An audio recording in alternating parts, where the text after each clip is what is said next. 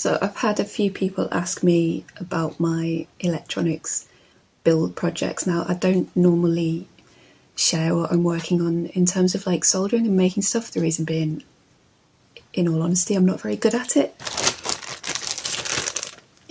This is my bag of shame. These are all projects that haven't actually worked. Behold, there are many.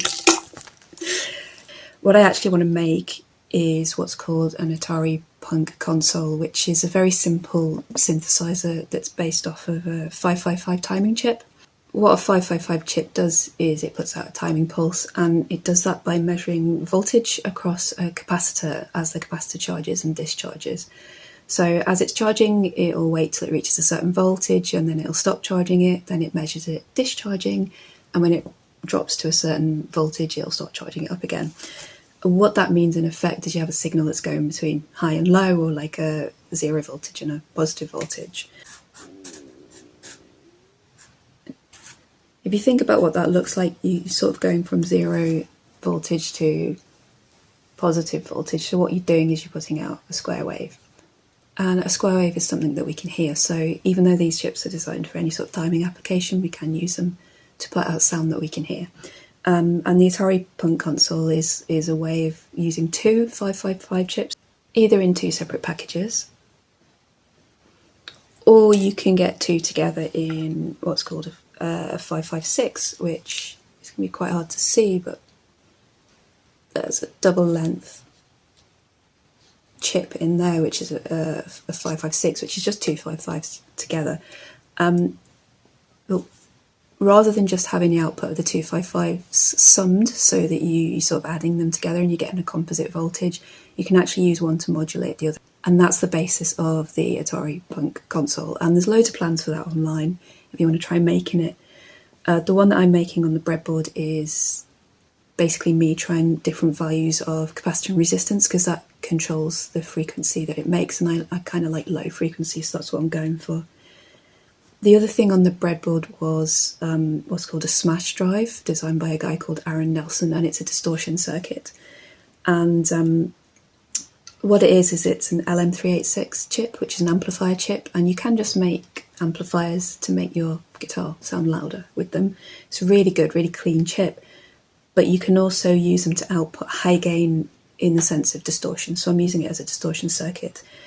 And in my original prototype, it didn't really work. But I discovered the reason it didn't work is I missed out one of the capacitors.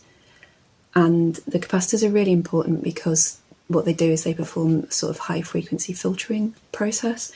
And without that, the chip can become unstable and it actually gets really hot. What I did to help me be able to understand circuits better was I found someone who'd actually drawn up the smash drive onto strip board like this, which is strip board where you have the copper strips and you can sort of make connections or break connections and attach components to it. And by following that really carefully and comparing it with the circuit diagram, I sort of improved my understanding of circuits. And this needs to go in a box, but this is a smash drive assembled and what I wanted to do was add filtering to it. So I made a simple resistor capacitor RC filter, my favourite sort of filter. It sort of does the job. It takes a bit of the top end off and it takes the volume down a little bit, but what I would really like would be some sort of resonant sweepy type filter like you get in synthesizers. So eventually I want to make this Atari Punk Console into a mini synth in a box. I've always had this dream of making electronics in old toy boxes because it feels like that's what you have to do in order to be like a maker. So eventually that's going to be in the box and it might have a filter, but the RC filter isn't really doing it for me, so I need to find something else.